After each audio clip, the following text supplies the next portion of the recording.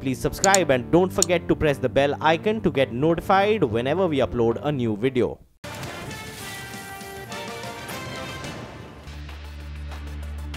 Hello and welcome to Halftime Report. Well, it's 12 noon. We're halfway through the trading session. We're waiting by for the inflation numbers as we speak. The Nifty is under some pressure, in line with some of those Asian markets, down between around 0.2% to around 0.4%. Hi, Rima. Hi, Nigel. And the problem really is in the broader markets, where the mid-cap index is now down close to about 300 points, 1.6% gone, and a very, very weak advanced decline ratio, close to about 6 stocks currently in the red for 1 in the green. We're awaiting the June WPI figure for the CPI inflation or the retail inflation. It was a 5-month high, but it was slightly better than street expectation. But the problem was the core inflation at CPI, which was a figure of more than 6%, which was a 4-year high. So, Ekta, that will be the key to watch, right? Because core inflation in CPI was so sticky. What should we expect for WPI? Yes, absolutely. I think the biggest takeaway which we've been tracking since the past 2 months has actually been the kind of movement that we've seen for the core inflation data. So for the CPI, core inflation data is above around 6% and that was sticky at 6.3 versus 6.2% on a month-on-month basis. Now for WPI, which is the wholesale price index, what we are expecting is that it is expected to come in at 5.3% versus 4.4% on a month-on-month basis. That is the headline figure, but the range is anywhere between 5.2 to 5.4%. Now, core inflation is expected to harden to levels of around 4.3 to 4.4%. This compares to 4.1% in the previous quarter. Now, remember that there is a base impact, higher food prices, which are expected to result in this uptick on a month-on-month basis. It'll really be interesting to see what kind of food inflation uptick that we saw, because CPI wasn't as much as anticipated in terms of the hardening for food inflation. So whether or not that comes through in WPI would be important to note. Separately, like I mentioned, it is going to be core inflation, which is expected to be sticky above 4% and core inflation is going to be again impacted by a low base and increases that we've seen in commodity prices. However, I would watch for the industrial commodities impact, which had softened a bit in June 2018. So maybe there could be an incremental positive surprise there. But overall, expect a weak set of WPI figures. Yes, and all this will feed into the 1st of August RBI monetary policy. So we'll wait by for that. Inflationary risks seem to be building up with the MSP, crude oil, weaker rupee, etc. Soumya Kanti Ghosh, the Group Chief Economic Advisor at State Bank of India, joins in now. Soumya, first, if you could run us through your number, your expectations. Good afternoon. I think our expectations of WPI a little lower than the market expectation. We are pegging in a rate of around 5.1%. So, and given the softness in the food prices, which we have seen in the CPI number, so I think lower than what the poll has thrown up would be a real possibility. Okay. So Soumya? that is one of the things. The other thing I think also, but go ahead. Go ahead. Yeah. But we are expecting that the core actually, which was at 4.4% last month, should firm up this month, and maybe a number which will be closer to 4.80% is a possibility for WPI inflation also. Okay, so you were going with core inflation of around 4.4% in the previous month. So you are expecting that to harden to levels of around 4.8%. In terms of food inflation, what are you expecting this time round, Soumya? For primary articles, we are actually expecting that the number, which was 3.2% last time, it should climb to around 3.5% or 3.6% at the most. And the problem, the impetus to the WPI should come from the fuel part, and which actually has been growing at around say 11% last time. So we expect that the number could be, year-on-year growth rate could be around 14% or so in this month. So overall, a number which will be driven more by fuel and less possibly by manufacturing, to some extent by manufacturing given the extent of rupee depreciation, but I think mostly it will be fuel-led inflation in the current month, and some amount of course, hardening of the core inflation which is going to happen. Quite uncharacteristically late, right? Off late, WPI is coming sharp at 12 o'clock, and now what? 4 minutes past that, and we've still not got that number. But Soumya, your expectations from the Reserve Bank's August monetary policy, do you see inflationary risks building up? No, see, there is some amount of inflation risk definitely on the horizon, but I think we need to watch out for one more month, because June was the month where we were expecting that the core inflation should actually reach its peak, because last year June the number was at its lowest, 3.85%. So it was expected that the core should inch up to around 6.45% or so. So that was not entirely unexpected. So I should. Okay, well, we've got the number, Soumya. We've got the number. I think it's come in quite high. Did I hear it correct? 5.77% is actually quite a steep number as compared to our expectations of around 5.3%. So I wonder where exactly that's coming from. I'm sure that that is a definite negative read-through for the core inflation some data numbers. also. Fuel is at 16.18% versus 11.22%. So fuel has gotten costlier. Manufacturing inflation at 4.17 versus 3.73% in May. Wholesale food index at 1.56 versus 1.1%.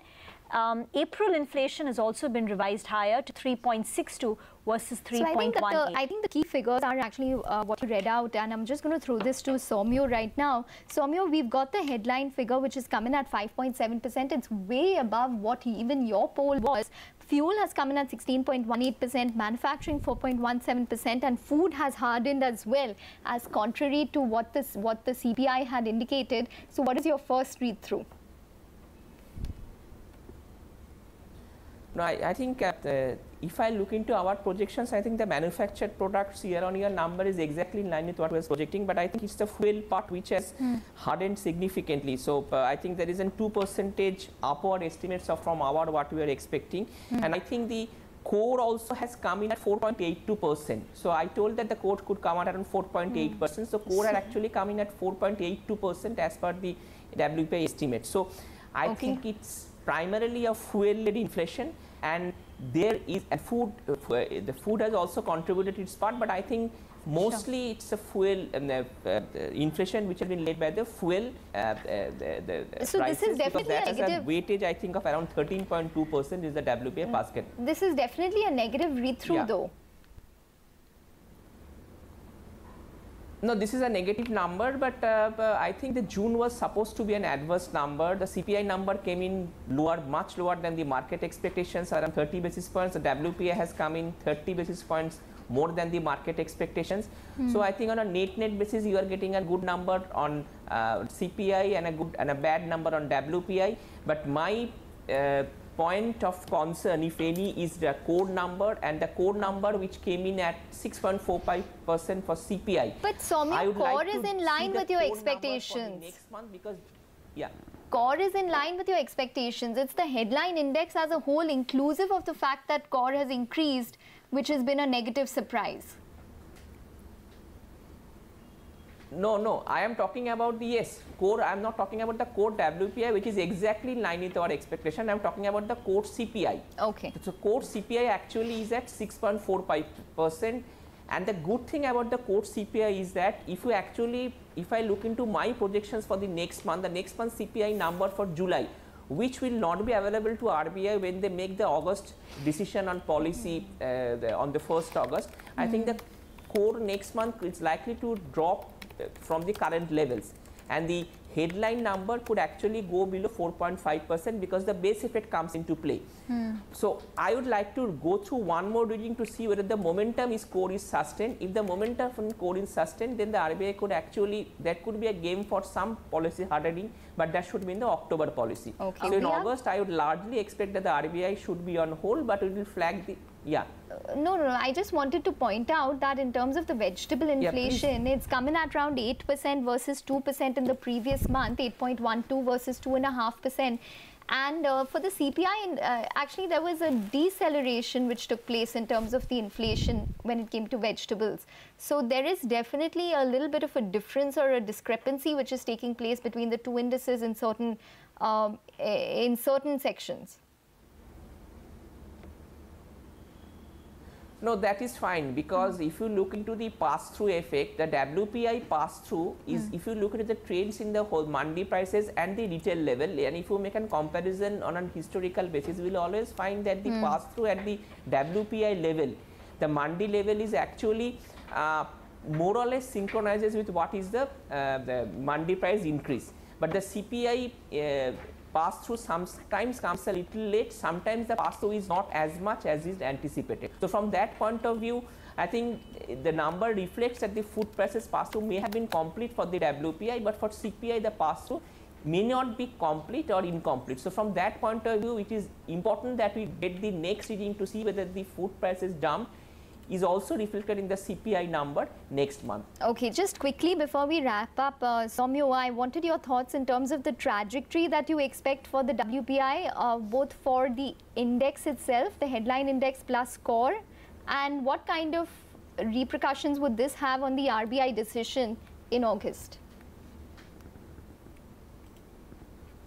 See, in August, I think the RBI decision should be a very close call. So if it purely goes by the CPI number, and if it doesn't look through the base effect impact and other things, I think then there could be a chance of a policy rate tightening. But having said that, my sense is that if you look into the central bank policy trends, the Fed rate trends and other trends, I think maybe the RBI should like to watch out for 1 or 2 readings. Maybe in October, when it has the full month readings of August and also in September. For the month of July and August, it should derive a definitive conclusion whether the trend in CPI is being sustained or not. So from that point of view, there is a possibility in August, but I would like to see. But in my sense is that the whatever decision that comes in terms of the MPC meeting should be more biased towards an October change, if any, rather than an August change. And regarding the WPI trajectory, I think the WPI has also reached its peak. So we expect that the WPI should trend down from here on, as also the core WPI number. Okay, all right, Soumya, we're going to leave it on that note. Thanks very much for joining in and talking to us. So definitely a disappointing number which is coming for the WPI, 4.5-year high, and the index itself is coming at 5.7% versus estimates of 5.3%, and the core inflation itself had 4.8 versus 4.4% as per Soumya. Yes, and fuel, manufacturing and food inflation has inched up on a month-on-month basis. The August policy continues to remain a close call with respect to what the Reserve Bank will do, hike rates or not. About the individual movers and shakers in trade, all our colleagues joining in. The biggest loser today is Dr. Reddy's, now down close to about 9.5%. That 10% fall, what is the expected hit on the company's financials on the back of this development? Well, I'll first just give a background with regards to Dr. Reddy's. What had happened is that Dr. Reddy's had received approval for this anti-drug addiction drug called Suboxone. Close to about 9.5%. That 10% fall, what is the expected hit on the company's financials on the back of this development? Well, I'll first just give a background with regards to Dr. Reddy's. What had happened is that Dr. Reddy's had received approval for this anti-drug addiction drug called Suboxone. The entire size of this particular drug is around $750 million. So they had received the go-ahead to launch this drug from the US FDA, but at the same time they had a patent litigation which was ongoing with the innovator of the company, which is Indivior. So in any case, Dr. Reddy's launched the drug at risk in the US market, saying that, you know, they'll deal with the patent litigation outcome as and when what happens. So, however, Indivior moved in terms of, Dr. Reddy's launching at risk, and said that, told the court that they cannot launch this particular drug unless that patent litigation which is pending is solved. So there was a temporary injunction which was put on Dr. Reddy's from selling this particular drug in the US market. That temporary injunction has now turned into a permanent injunction by the US court. So they have said that unless you solve that pending patent litigation, you cannot sell this particular drug at risk in the US market, or sell this drug at all in the US market. So that means that it's an opportunity loss for Dr. Reddy's, because the street was factoring in the fact that they could probably sell it. So around $25 million is what they've already sold of this particular drug. They could have sold around $75 million to around $80 million in the US, according to analyst estimates, which would be in 1 year. And EPS estimates were accounting for up to around 50 to 60 rupees from this particular drug. Yes, it'll go to appeals. Yes, there is a bond which is created by Indivior, or they have to create it in case they lose the litigation eventually. They they have to compensate Dr. Reddy's in terms of losses, but the uncertainty still remains, and you've lost the opportunity in the near term, and that's why the stock is down. So the at-risk launch turned out to be absolutely risky for Dr. Reddy's. All right, Rima, but what about Infosys? You told us earlier this morning the numbers were a tad bit lower, but from the lows, the stock has recovered a goodish bit. In fact, if not for Infosys, we would be down more than 50 points because single-handedly, it's pulling the Nifty up by around 17 to around 20 points. Yes, 5.5% off the day's low for Infosys now. The reason we thought that the stock could be under pressure today was because of the weak revenue performance in Q1. So they had a revenue growth of 2.3%, lower than consensus expectations of 2.5%, and also much lower than its closest peer, TCS, which had a 4% plus growth number. BFSI was soft for them, so BFSI declined by 0.2%, whereas it was a growth driver for TCS. So on the back of these two developments and the run-up that the stock had seen close to about 27% in 2018, we thought there could be a case for profit booking. But that said, the company continues to maintain its FY19 guidance. Some of the positives in the numbers were deal wins across that $1 billion mark for the first time in 7 quarters. 40% of the deal wins came in from the BFSI sector, which perhaps gives you visibility of the sector turning around for Infosys. But to sum it up, CLSA says the street sees the improvement in the BFSI vertical as secular, which will reflect in the company's numbers sooner rather than later. Some of the other positives in the numbers include a strong performance in retail, digital. There are $100 million clients added, close to 4 clients were added in the $100 million bracket. So client mining was quite strong. They announced a 1:1 bonus as well for the retail shareholders. So all that sweetened the performance for Infosys this time around. This is what brokerages make. The target price ranges anywhere from 1130, which is much lower than where the stock is currently today, to about 1560 by CLSA. Okay, all right, Rima, thanks so much for that. Well, let's hop across to Kesoram. That stock is under some pressure. Surbi has all the details. Surbi, over to you. Nigel, thanks for that. Well, these are allegations that were raised by a shareholder of Kesoram Industries, Mr.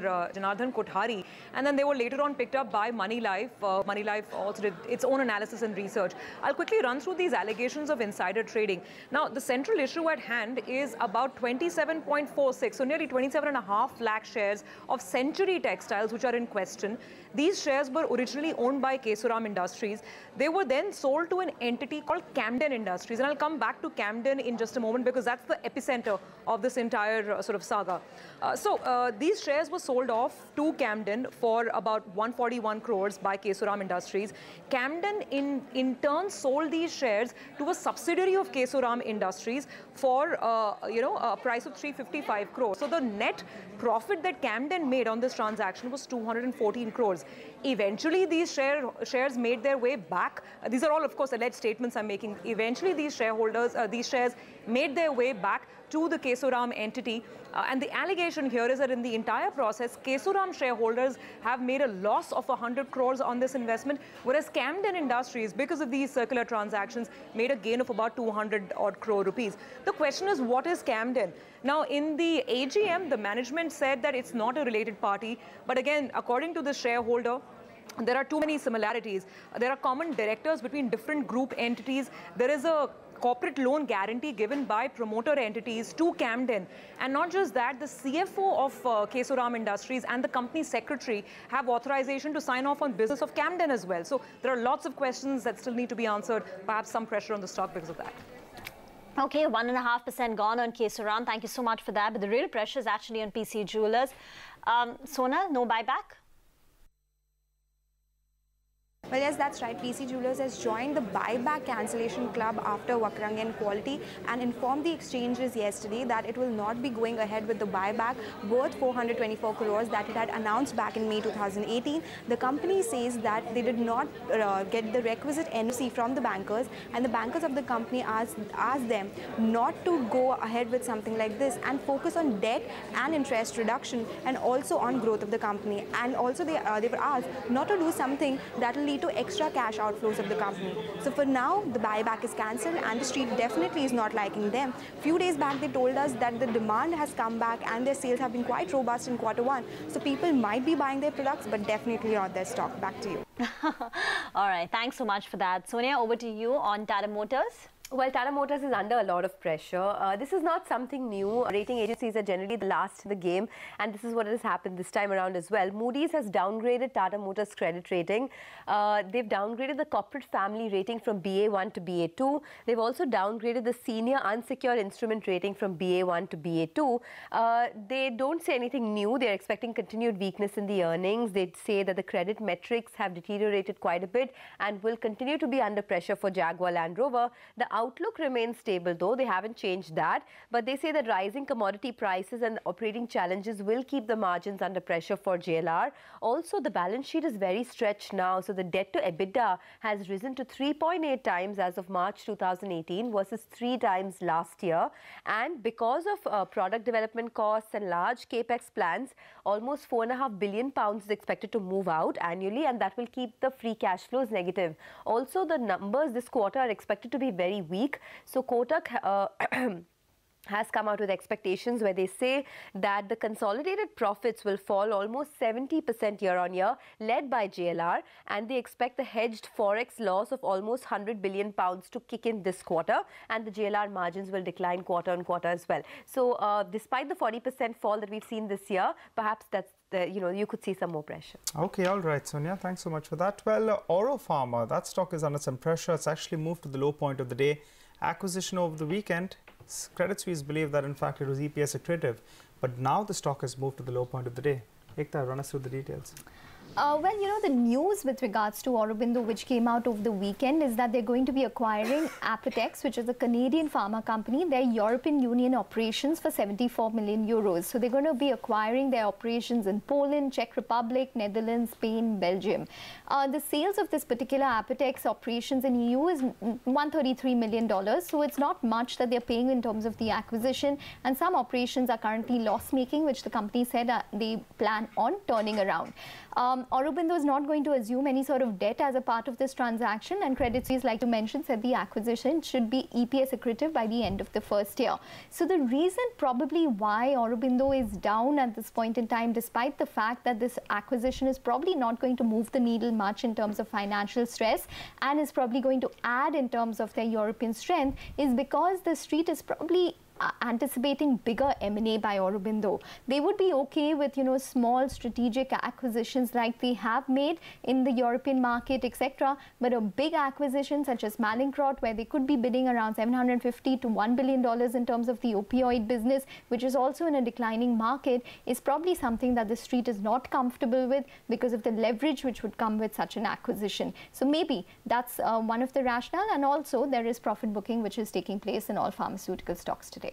All right, Ekta, thank you very much for that. Moving on, a Delhi court ordered the framing of additional charges for abetment of bribery against Naveen Jindal in the coal block case. To this, JSPL has clarified that the charges are based on misconstrued facts and devoid of any merit. Speaking about business, Naushad Akhtar Ansari, the CEO of JSPL, said the availability of coal is a cause of concern for the company. These coal blocks were not with us at all. They have been deallocated in 2014. So as far as operation is concerned, it doesn't matter at all. And these cases are, criminal in nature and so on. So really, it has no implication as far as financial matter for the company is concerned. For the flats and the structures, these prices have not fallen down. They have remained steady. But for the rebars, the prices have come down almost by about 1,500 to 2,000 rupees. So that's a substantial downward trend that is still they are still under pressure. All right, getting back to earnings then. Over the weekend, we got DCB Bank's numbers. Abhishek is with us. He's going to run us through those details. Abhishek.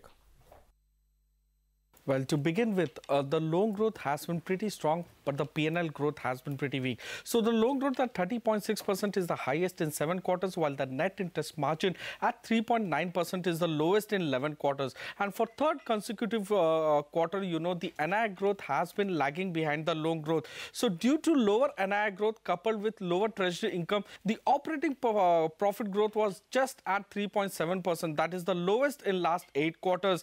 And the slippage slippages in absolute value have been the highest in last 11 quarters. That led to a slight hiccup in asset quality as gross NPA increased to 1.86 versus 1.79% in the previous quarter. So while you had NII growth at 17%, profit growth was at just 6.5%, and that is why the stock is taking a beat in trade today. Yes, big fall coming through on DCB Bank. A quick recap then of the top stocks. Dr. Reddy's, Infosys, PC Jewelers,